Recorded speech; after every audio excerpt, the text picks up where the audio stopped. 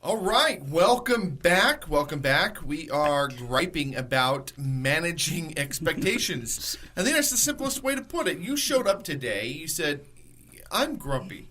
And I said, why are you grumpy? He says, because people aren't paying bills. And I said, well, you know what? I'm grumpy too. People aren't paying bills either. Yeah. And here's the bottom line. I shouldn't have to pay my bills with my money.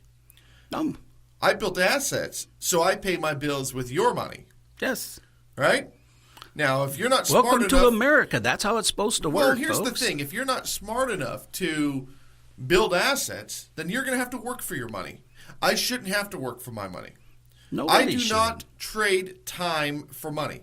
Because when I run out of time, I run out of money. Yep. But I will never run out of assets. I will never run out of value. I'll never run out of ideas. I am valuable. Yes. And that's why people use my services. That's why people come to me. That's why I have more referral business than anything. That's why I do the explanation of creating generational wealth.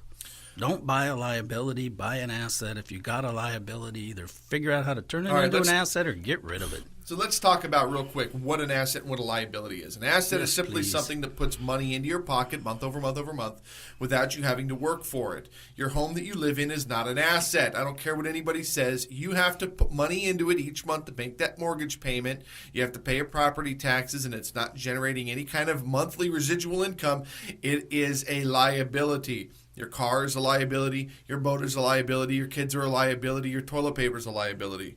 An asset is something that creates money month over month over month. Rental properties, we sell airtime. Successful businesses. This radio show. Right. Things that increase in value that are generating revenue. Yes. Your baseball cards are not an asset until you sell them. Your autographed. To me, that's speculation. You hope it's going to go up, but if they do something stupid, that card could be useless because that guy said something and now everybody hates him. Exactly. Conseco's, right? Yeah. I think his signature is worth. I think something is worth less after he signs it. They have burning parties. So let's get into the question here now. Okay. How do realtors manage buyer and seller expectations? Explain this to me. Depending on which client they're going to. If you're going to a seller, here's what I tell real estate agents to do. Sit down, shut up, and listen. Ask the guy a couple of questions. Why do they want to sell their house? What's going on in their life? Be prepared when you show up. Pull a prelim. Have your title company do it for you so you know you're not getting surprises, and this guy that you're going to see is not getting surprises. You'd be amazed at how many clients have bought something and missed a tax payment, forgot about a second that was supposed to be quiet, or got into some program, and they didn't have to make a payment as long as they kept the house for X number of years, and X number of years hasn't happened. So then you find out what they want. And typically I hear this all the time. Well, the seller's always complaining about we get a 5% commission. Mm-hmm. Tell them you only get half that, and then ask them this. How much is 2.5% of $1 million? $250,000. $25,000. No, the reason why I say that is that people don't know That's math. it. They don't know math. So when you tell them... I had somebody once, no joke, they were trying to collect 100 pennies, or a million pennies for a charity. Okay. And he goes, man, $100,000. Wow. And I'm like, what school did you go to? You need to work for me. I will pay you 1 million pennies. I know, right? Oh, my goodness gracious. I don't know what's going on with this. But when you look at somebody, I look at a seller and they start that argument about, well, can you cut your commission, this, that, and the other? And I look at them and go, okay, I'm only going to get 2.5% of this 5%. That's before taxes, before my broker, before marketing costs, before everything. But let me spin that around.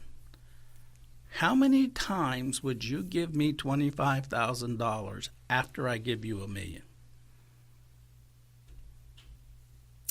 That's a pretty low return in my book, dude. For me, yeah. That's a pretty low return in my book. That's an incredibly low return, but the reality of it is, if I sell their house and they net $1 million and I'm only getting $25,000, I work my ass. Sorry, folks, I work my butt off for not a lot of gross income. Here's what I see. So cutting that commission and all that garbage, people forget don't that. understand. I think people, they don't see the value. I don't think people know what value actually is. I agree. I see people. They get up early in the morning, 5 o'clock in the morning. They commute an hour to work. Good Lord. They go to work. Yeah. They commute an hour home. They overpaid on their home. Yep. They overpay for their cable. They eat out. They drive fancy cars. But let me back this up. Yeah. They don't own their home. No. Because they're making payments on it, so they don't own it. The bank owns it. No, it's a they liability. don't own their car because it's a lease. It's a liability. Okay? They work their friggin' tail off so they can make $45,000, $50,000 a year. I don't care what anybody says. If you're bringing home $1,500 every 2 weeks, you're being ripped off. You do not know what you're worth. Yeah. Do not ever, ever come to me and give me advice. Advice on, seriously, if you're not making more than $15,000, $20,000 a month, do not give me any advice, ever. Because you do not even understand how valuable you are. The bottom line is this. You're being ripped off. You don't understand your worth.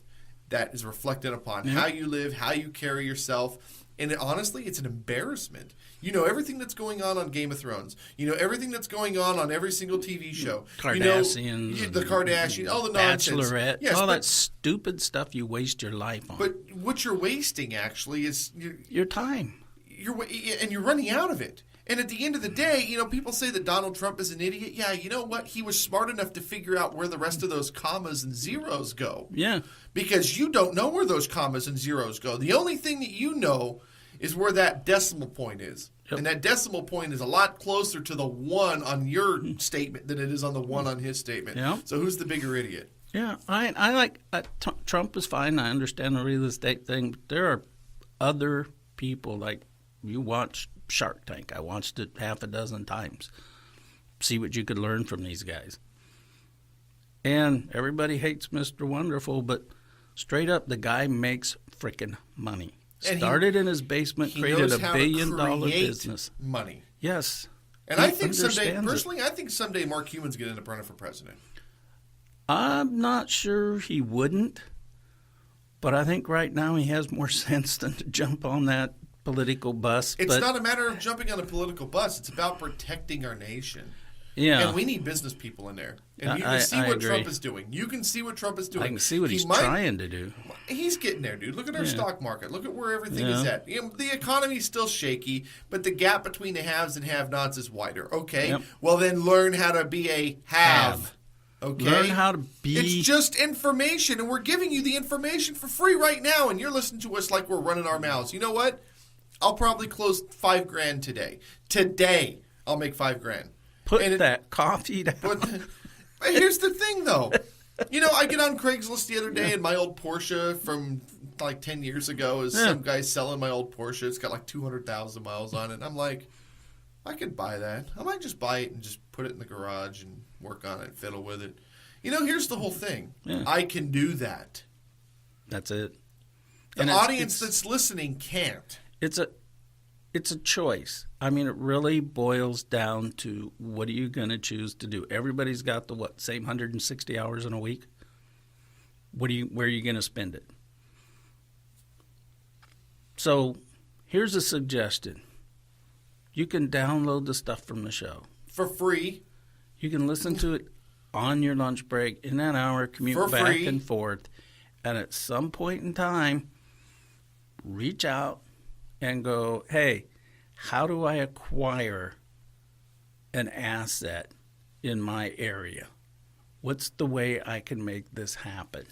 Do you want to be chasing your tail for the rest of your life? Because I can tell you right now, if you are going to a 9 to 5 or an 8 to 4 or whatever you're doing. Yeah, midnight to 2 a.m. Yeah, midnight to 9 in the morning. Whatever it is. Yeah.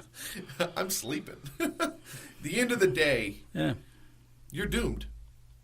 You really need to sit down and think about the big picture here. You really do. We're going to go to a break. We're going to come back, and give you a little bit more info what we were